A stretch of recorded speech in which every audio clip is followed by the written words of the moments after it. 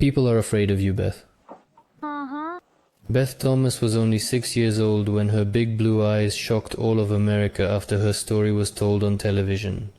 With an indifferent and even a little bored look, she told how she tried to kill her little brother, her parents, and why she stole knives from the kitchen.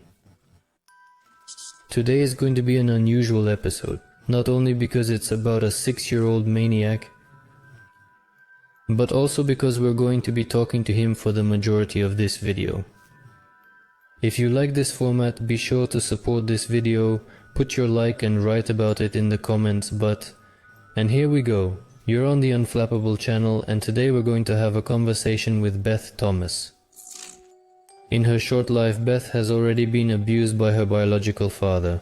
She was diagnosed with reactive attachment disorder. With this diagnosis, children are unable to form healthy relationships with their parents or caregivers because of the abuse.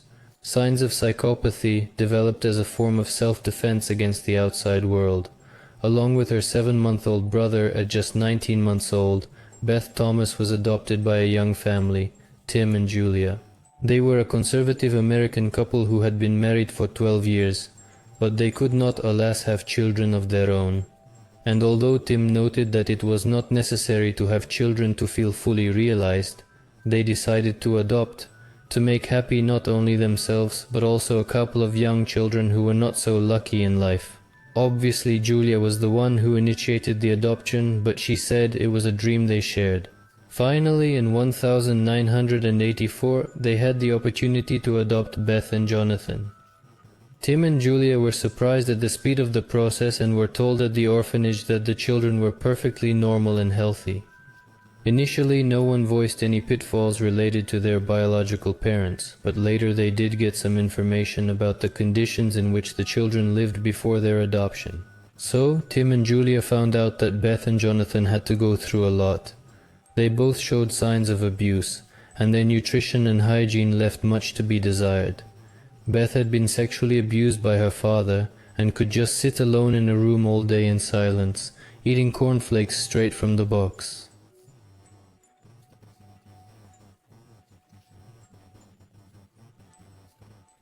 Jonathan lay in his crib all day surrounded by his own defecation and dirty diapers. His head was deformed from spending so much time lying in the same position. The back of his head was completely flat and his forehead was protruding. John was 7 months old and the lack of physical activity had taken its toll on his abilities. He couldn't lift his head or turn around. After a while, Tim and Julie noticed that Beth began to exhibit aggressive and sexual behaviors that grew stronger as time went on and were mostly directed at her brother, but sometimes at her parents or even pets. She was constantly fighting, pushing, stabbing everyone with pins, pinching her brother in the groin area, self-mutilating, masturbating in public places, and even talking about wanting to kill Jonathan, Tim, and Julie. Of course, Beth's behavior didn't sit well with Tim and Julie, so they decided to take her to Dr. Kenham Maggot, a psychologist specializing in abused children, who had this conversation with the girl when she was only 6.5 years old. Who's afraid of you, Beth? John. Your brother. Why is your brother afraid of you? I've caused him so much pain. Good. What do your parents do to your door at night? They lock it. Why do they lock it? Because they don't want me to hurt John. They're afraid that John will get hurt? That you'll hurt John? Okay, they're afraid you'll hurt them too? Beth looked very tired and distant while talking to the therapist. She seemed destined to be a killer because she had no hint or sense of empathy. Would you do it? When would you do it? Tonight. Okay, why at night? Because I don't want them to know. They could kill me too. What are you gonna do What to are them, you Beth? gonna do, Beth? Stab them. Okay, what are you gonna do it with? A knife. You've been stabbing people with pins. Who? My brother. Okay. You didn't do it often, or did you do it a lot? A lot. What did you try to do to your brother? Kill him. Why do you want your brother to die? Because I've been hurt so much, and I don't want to be around other people. Who else would you want to prick with a pin? Mom and Dad. What would you wish for them? To die. Jesus could have lived to save Israel, but he chose to die to save the world. Tim is the minister of a small Methodist church in the south. He and his wife Julie have been married for 12 years. They can't have children of their own, so they went to adoption. In February in 1984, they received a call from the Department of Social Services that they had 2 children available for adoption. They were told that 19-month-old Beth and her 7-month-old brother Jonathan were perfectly normal and healthy. We didn't need children to make our lives complete. We felt safe and strengthened in our relationship, but we wanted to share that with someone else, and we felt like we had a lot we could pass on to a child. That's what we really wanted, and when the phone call rang, it was like that. It was like a miracle. It happened so quickly. We had heard of couples who had to wait 5 to 10 years, and here we had 2 little babies at once. It seemed like a dream come true. Their dream turned into a nightmare when they learned that Jonathan's Beth had serious emotional problems. Beth and Jonathan came from a dysfunctional family. Their father was an alcoholic and their mother neglected child rearing and passed away a year and a half after John was born. They also had an older sister, but she was almost never home because she worked at a strip club. Beth's father sexually abused her, and that's when social services finally removed the children from the family. Beth and her younger brother John had already been with us for about a few months when we started to find out about their past.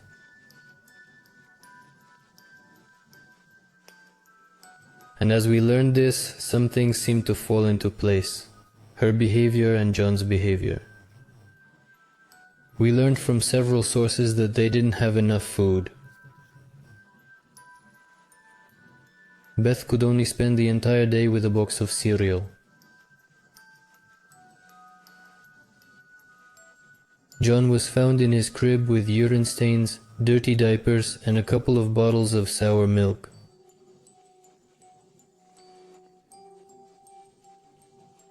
The back of his head was completely flat.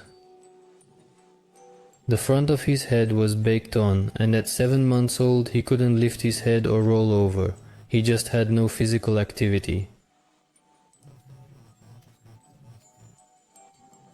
We think perhaps it was the same with Beth. Soon she began to show some signs, perhaps even some abuse. Celia, that She had a nightmare once. In her nightmare, a man would lie on top of her and hurting her with a part of his body. Tell me about your biological father. What was that nightmare? When he touched my war, Okay. he would swear a lot and hurt me until I started bleeding. He wasn't thinking about me. He picked on me. He wasn't very nice to me. How old were you? 1 year old. What was going What on? in happened? your nightmare. I was really scared. Where were you in the dream and what was going on? I was in the house, upstairs. What happened then?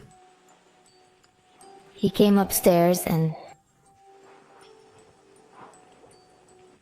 he hurt me. How do you feel about that? I'm scared. Where's your father? What's he doing? He's right here. That's his hand. His hands are right there. Where? Right there. You can barely see it because it's green. What's he touching? My war. What's your father doing? doing? He's horny. You look very sad. Tell me about it. This is where I cry. These dots are tears. When referring to a nightmare in which a man fell on her and hurt her, Beth implies that she was sexually abused by her father. The consequences of the abuse she suffered as a child, Beth was never able to gain a sense of conscience, love, or trust in anyone. Early sexual abuse by her biological father caused her to exhibit inappropriate sexual behavior, particularly toward her brother. Does your brother have intimate body parts? Yes. Name one. Penis and ass. What did you do to those parts of your brother's body? I hurt them. Tell me about it. What did you do? Well, I pinched it.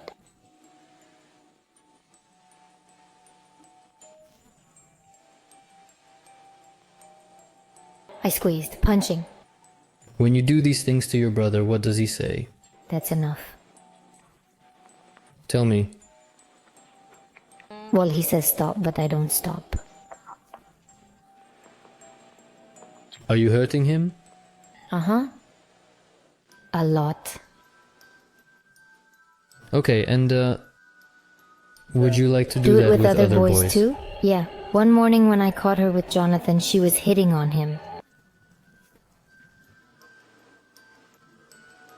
He was crying and his pants were down. I said, Beth, what's going on? And she said, I took out his penis and stuck my finger in his anus. I said, didn't he say stop? And she said, he did. Then I said, and did you stop? She said, no. Do you ever rub your intimate body parts? Do you do that a lot? Often. How often? How often? Every day. I did it every day until I got really sick and had to go to the doctor. I don't like it. What do you mean it got bad? Well, it looked really bad.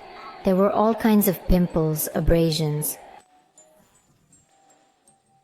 A lot of stuff from my hands. Was there blood? Uh-huh. She started masturbating in public places. I remember there was a time when we were at the hospital waiting for Tim to come out. He was there visiting someone. Beth and John were in the back seat. I turned around and saw that her legs were spread and she was masturbating right there in the parking lot. I had tried many times to explain to her that it was private and you can't do it in public, but she didn't seem to care.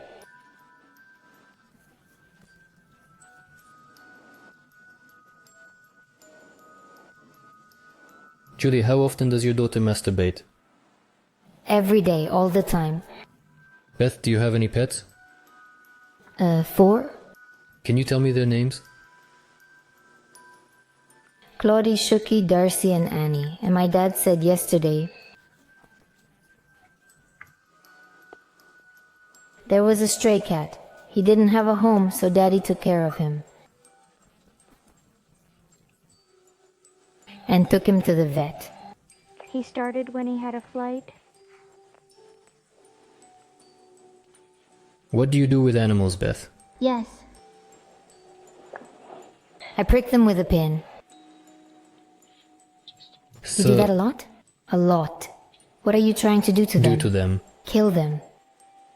What do they do when you stab them?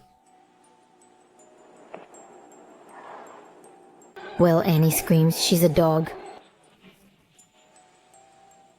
She pulled the chicks out of the nest. We thought maybe she was just curious. We explained that she could hurt them and we needed to put them back. And then we had a long talk about how we clearly had a problem.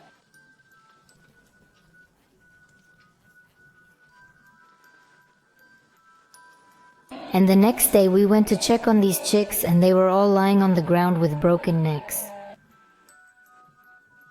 Let's talk about what happened when you were smaller and you found the chicks in the tree. It's in the village. What did you do then? I pulled them out. And what did your mom tell you?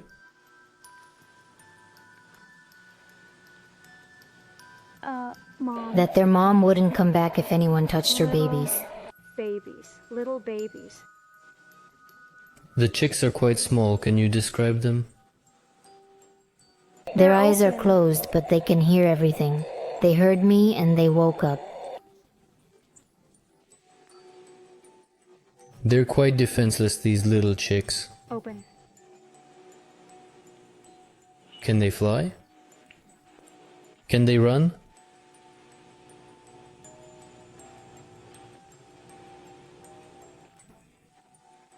I could. Is it hard to catch? No, hard. Okay, it's hard to remember. What did you do with those chicks? Pulled them out of the nest. And then what? I was mean to them. And then at the end I picked one up and I thought it was dead. And I went to my mom and I asked her, "Mom, is that bird dead?" And she said, she called out to Daddy and yelled, "Tim!"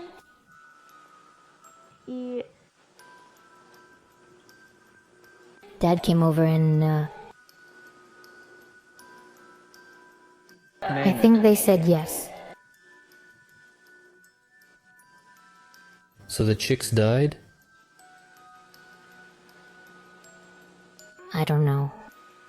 You don't don't remember? remember? All I remember is that Mom and Dad said the last chick was dead.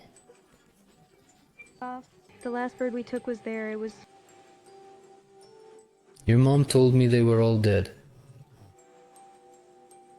You chopped them up?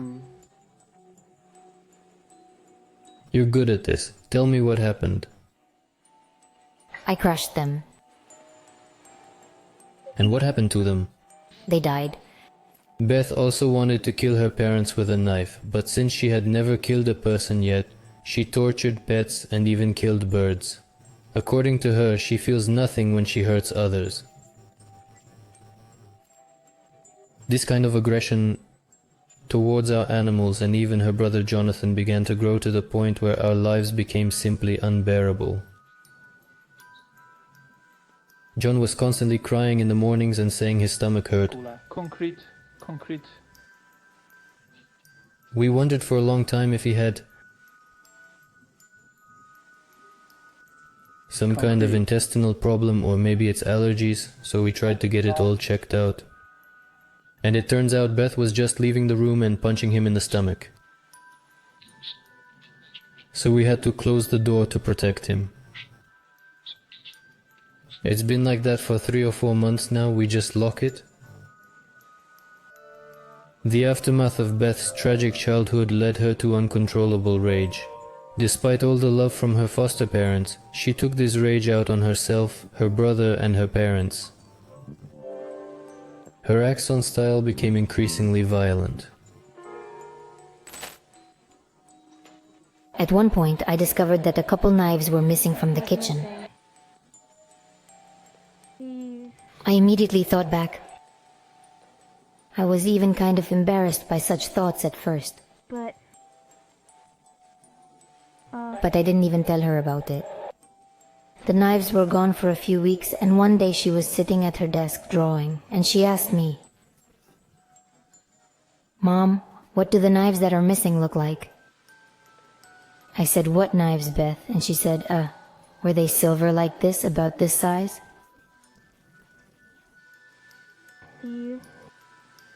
I could tell by her smile. It wasn't a nice smile, it was this evil smile. Kind of smile? It was clear to me that she was the one who took them. Tell me about the knives, where did you get them?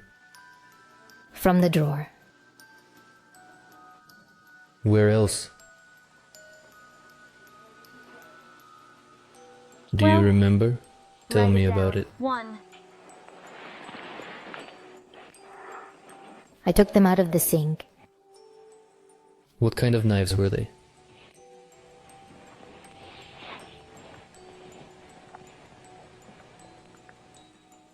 They were cut-off knives. What did you want to do with them? Kill Mom's name, Kill name John Mom, and John Dad. and Dad. Beth frankly admits that she wants to kill both of her adoptive parents. Her violent behavior has escalated to the point where she has now acquired a gun to kill. When your mom asked you where those knives were, what did you say? Mine. My first thought was Jonathan. And the reason we took her was because What do you think she wanted to do with the knives? she tried to kill her because My she first had thought a was position, Jonathan. and she openly admitted that. We thought that because she Yeah. had tried to kill John several times before and openly admitted it. Concrete. In the basement, she was banging his head against the concrete floor. Yep. I heard him screaming, and I ran over there. He was trying to get away, and she had this crazy look in her eyes. Were you really mad at him? Did you hit his head hard? Tell me about it. Did you hit him a lot? Concrete. And what happened to your brother? Tell me, Beth. Can you stop? Use your What words, was the floor Beth. like in there? Okay. What were your brothers Concrete. doing when you did this? Okay. What happened to your brother afterward? Tell me about it. His head was badly damaged. He had stitches in his chin. Yep. Could you have stopped? Yep.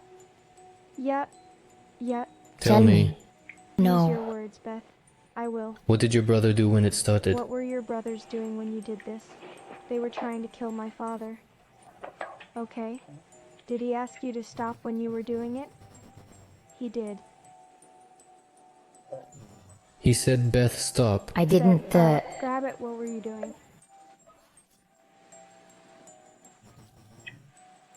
I stopped. I kept hurting him. What were you thinking when you did that? I was thinking about killing him. What stopped you? When I heard someone walking in the kitchen. Did that stop you?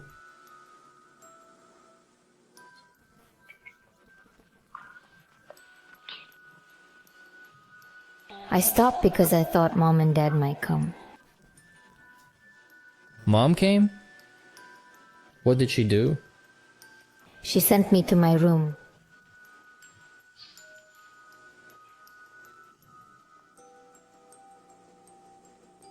What would you have done if your mom hadn't stopped you? I would have kept going. Beth's violent outbursts were directed particularly at Jonathan, whom he once even had to destroy.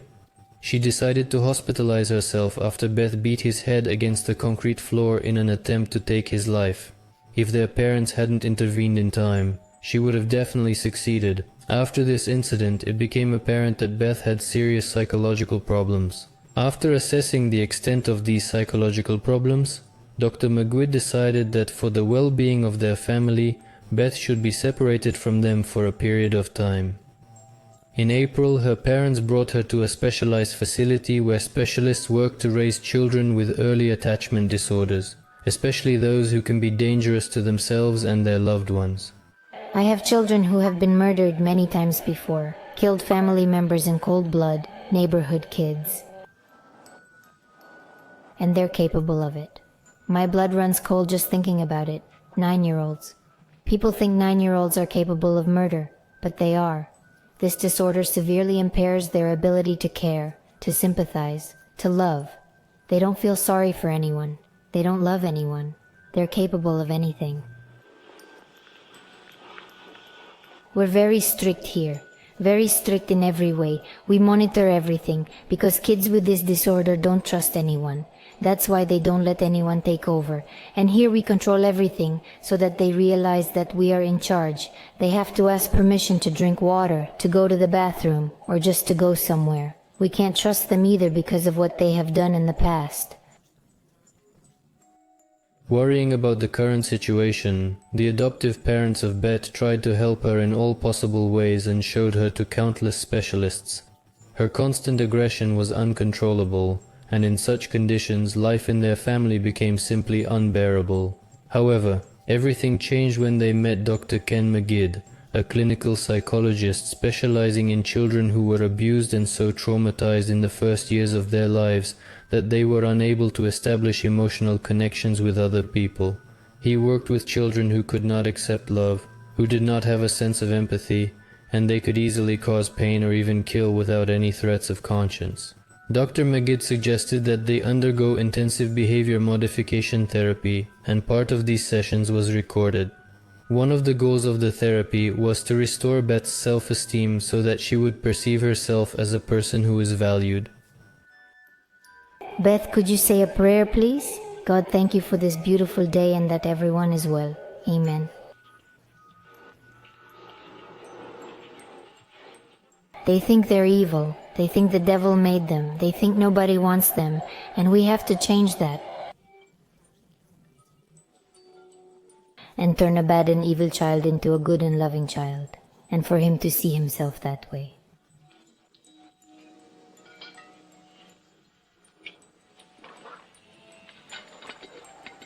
Don't bite on that. When they do something well, we always say, "You did good, great job." It helps improve their self-esteem a little bit, and they start to see themselves differently.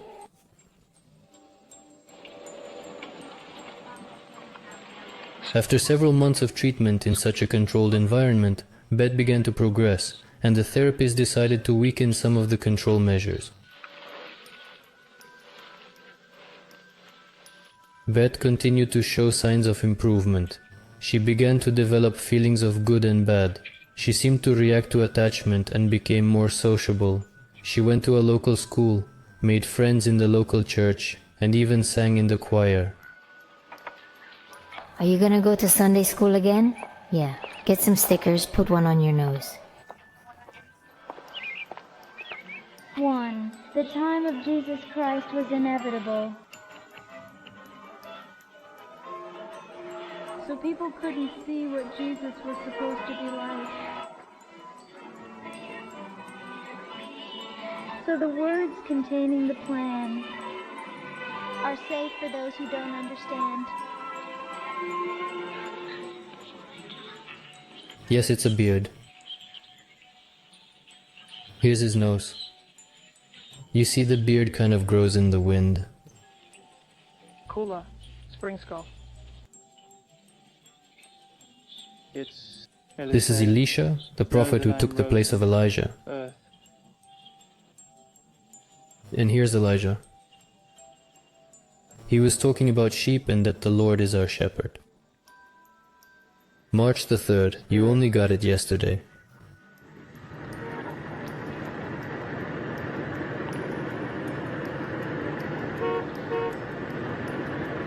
At first we couldn't believe her. She was locked up at night, and there was an alarm on her door so she couldn't sneak out and do something to the other kids. We don't worry about that anymore. The alarm's gone. She sleeps in the same room as my own daughter. That's how much I trust her. She brushes the dogs. That's how much I trust her. Because she's earned that trust. She knows now that she has a heart and she has love inside her. Now when she does something bad, she feels bad too. In the past she had no conscience. She felt nothing when she did something bad. Now she feels everything, and you can see it in her. I believe that Beth will get through this. She has a bright mind and a good heart. She has good and strong parents who are very motivated. She has done some serious work with you in therapy and with me. She wants to heal, and that's the most important thing. And she wants that because she has a family that cares about her and wants to be with her. Do you know where all this anger came from? On my birthday, I was in a lot of pain. I remembered it, but I kept it inside, and then I started to do it myself. What was inside you? What made you do it? It made me to hurt people a lot.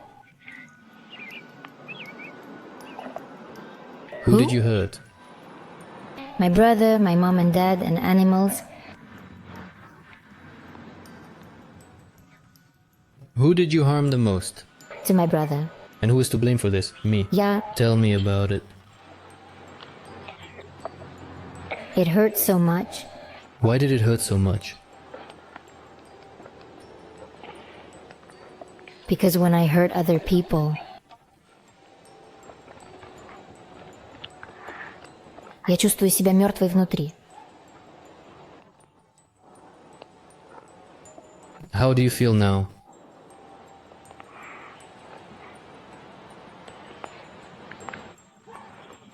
Is it hard for you to talk about it? Yes. Beth gave her last interview for this film in December of the same year, but despite the fact that she had achieved significant success, she still needed intensive therapy. Not all children who have been abused are as severely injured as Beth, but all of them experience severe pain for the rest of their lives. For such children, the path to recovery is long and difficult. Many years later, we can see how Beth has become a person who is able to empathize and realize the consequences of her actions. Now Beth is married, lives a normal life and works as a nurse. She helps other children with psychological problems. Her professional achievements have even brought her several awards. But some specialists still do not believe in this and believe that sooner or later Beth Thomas will still show her true face.